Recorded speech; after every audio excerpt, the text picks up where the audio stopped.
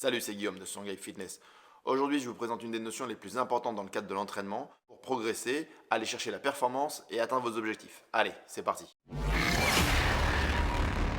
Alors dans cette notion, on va parler de trois facteurs différents qu'il va falloir absolument comprendre et maîtriser. On va parler de volume, fréquence et intensité. Avant tout, pour progresser, il faut que je soumette mon corps à différents stimulus. Une fois qu'il est adapté, ou juste avant qu'il soit adapté, je dois lui proposer une autre série de stimulus pour qu'il se réadapte.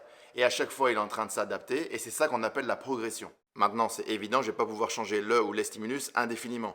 Je vais être limité par le nombre de machines, les équipements que j'ai, le nombre de poids que j'ai à disposition, la corrélation entre le ou les stimulus et mon objectif, la spécialisation ou la spécificité de mon sport. C'est pour ça qu'on va jouer avec le volume, la fréquence et l'intensité pour éviter que mon corps ne s'adapte et ne progresse plus. Alors, le VFI il rentre dans le cadre de la programmation sur une séance, 3 séances, 1 mois, 6 mois, 1 an, en fonction des capacités du préparateur physique, de l'athlète et du planning des compétitions, saison hors saison. Alors ici, on va parler du volume, fréquence et intensité uniquement dans le cadre de quelques séances. On va dégrossir le concept parce que ça peut devenir extrêmement complexe, sachant qu'il faut intégrer le VFI dans le cadre complet de la préparation.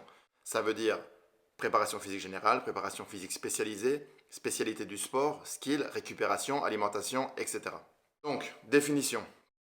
Le volume, c'est la somme totale de travail effectué. C'est-à-dire que je prends note du nombre de séries, de nombre de répétitions, de nombre total de kilos déplacés sur une ou plusieurs séances. Exemple, j'ai fait 3 séries de 3 répétitions au bench à 100 kg et j'ai fait 3 séries de 3 répétitions au dips lesté à 10 kg. J'ai donc effectué un volume de travail total au bench de 9 répétitions où j'ai déplacé 900 kg et j'ai fait 9 répétitions au dips et j'ai déplacé 90 kg.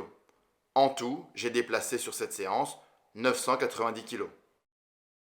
Fréquence. La fréquence, c'est le nombre de séances sur une période donnée ou le nombre de fois où j'ai fait le même mouvement sur une période donnée. Exemple, cette semaine j'ai fait 4 séances d'entraînement, lundi, mercredi, vendredi et dimanche. Sur ces 4 séances, j'ai fait 2 séances de bench press, mercredi et dimanche. L'intensité, c'est la quantité d'énergie qui va être demandée au système nerveux central ou au métabolisme pour effectuer la séance ou un exercice. Exemple, cette semaine j'ai fait 2 fois du bench press. Première séance, c'était un max effort, j'ai fait bench press max. Deuxième séance, c'était dynamique, j'ai fait 9 séries de 3 répétitions à 40% de mon max. Une fois que j'ai bien compris le concept du volume, fréquence et intensité, dans le cadre de la programmation, je vais devoir varier intelligemment les 3 notions en fonction de mes objectifs et de ce que j'ai envie de travailler, sachant que je ne peux augmenter le niveau que de 2 à la fois seulement. Dans le cas où je m'entraîne tous les jours, la fréquence, que mon volume de travail c'est d'effectuer 1000 reps. C'est évident que mon intensité ne va pas pouvoir être à 100% sur les 1000 reps tous les jours. Maintenant, je m'entraîne tous les jours, c'est ma fréquence. Mon volume de travail c'est d'effectuer une seule rep à chaque fois. Dans ce cas-là, mon intensité de travail peut être à 100%. En caricaturant, on sait que pour faire de l'hypertrophie, on peut augmenter le volume de travail et la fréquence, mais diminuer l'intensité. Maintenant, si on recherche l'explosivité ou la force, on va diminuer le volume de travail et on va pouvoir augmenter un peu la fréquence et l'intensité. En conclusion, la gestion du volume, fréquence et intensité, ça doit être pensé en fonction des objectifs à court, moyen et long terme. Force, puissance, prise de masse, skill, etc.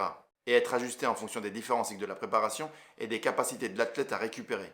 C'est vraiment primordial de comprendre et d'incorporer cette notion dans le cadre de votre programmation pour maximiser vos entraînements et atteindre vos objectifs plus rapidement.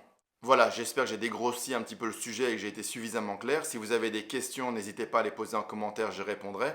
Si vous avez aimé la vidéo, mettez un like, partagez-la, n'hésitez pas, c'est bon pour la chaîne. En attendant, il ne me reste plus qu'à vous dire bon entraînement et à plus. Salut!